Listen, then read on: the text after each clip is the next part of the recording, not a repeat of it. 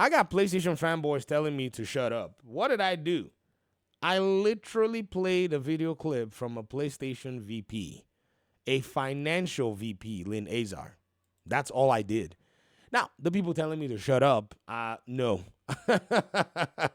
Why would I want to shut up when your ears are so sensitive and you've basically been lied to and you've been given false information for the most part? If you are willing to listen to or read whatever I say, you will either be upset or you'll be cured of bad information. That's what's happened here.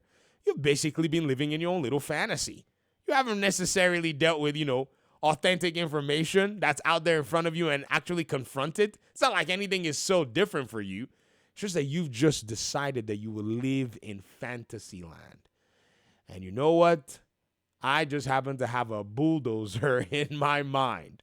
And I really want to tear down those false notions. I mean, honestly, it's kind of now delightful to see that many of these entitled cats out here that think that somewhere, somehow, everybody has to kowtow to their ideological foolishness and fantasies, are kind of upset that the truth is cutting through all that nonsense. And you see, many of them built missives and premises and all this around false notions while trying to make everybody else look crazy. What did I post? 14 hours ago, PlayStation told you they were going off console. Since this presentation, this was in June of this year, we now have 3 games and 2 first-party IPs going off console. That's a third-party publisher right there, baby. The delicious incremental value or incremental revenue is too sweet to pass up. Now, one thing a lot of PlayStation fanboys have missed out on in the conversation, whenever you say, PlayStation needs to basically make its efforts, right, and other platforms relevant, or I guess I would say obvious, they say things like, PlayStation doesn't even really make that much money from PC. But what they fail to realize is that's not what PlayStation is actually going for in terms of this revenue off console. It's not a big old, huge, chunky revenue piece. It's incremental revenue. Are y'all listening? Oh, you see, the details are in the devil. How do you expect the financial profile of your business to evolve over the long term?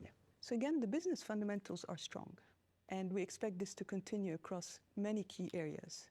First, strong sales growth driven by highly engaged and multi-generation MAU. And then an increase in the PS Plus, we spoke about that, increase in PS Plus revenue due to the shift to the higher tier and also our price revision. And then on the first-party live services, becoming more consistent, predictable, and growing revenue stream. Growing revenue stream. So Lin Tao was celebrating Helldivers 2 and MLB The Show, which sold on Xbox, that allow for this incremental revenue possibility. Hey, PlayStation fanboys, your exclusives that are the single-player tentpole that you're crying about, they're actually useless in this particular use case. Why? Their incremental revenue capability is almost capped, as those games, they continue to diminish in value, right? And diminish in sales curve compared to the live service games, which maintain steady income stream generation. So the most important games to PlayStation from a revenue perspective are the live service games that you all pretend to not care about to go to other platforms. Let me repeat that for you to hear.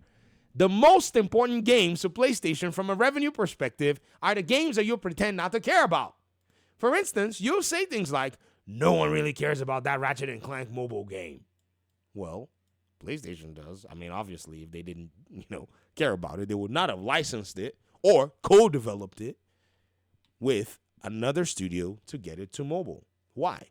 Because its revenue generation is usually like this and usually has a steady stream. Maybe some spikes when there's new DLC, new, additions to the game, and then back to revenue earning, or it dies out and then they tell you the servers are closed.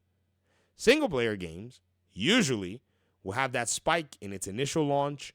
Maybe then you see a little bit of a flat line shortly or briefly, and then this is it right there. This longevity in terms of revenue generation is just not there. It's just not there for them. So, the most important games from a revenue perspective for PlayStation is this particular subject over here, which is the live service game. That's why Linezar said this. And also with the continued strength and reliable delivery of our tentpole titles, incremental revenue also generated by going off console with our first-party IP. Incremental revenue also generated by going off console with our first-party IP. She didn't say our first-party games. So when you all are on my little tweet over here, not listening to the details, Perpetuity, Black Immortal Zero, telling me to shut up, your ears have been tickled by the trash podcast you've been listening to. They didn't want to tell you. I told you. But now, I got people saying, LMAO, if everybody golf and Lego Horizon are your points here, then this is just fine. Exactly what I expected from them, not Spider-Man on Xbox. You really think Spider-Man on Xbox is actually as valuable as Helldivers 2 on Xbox?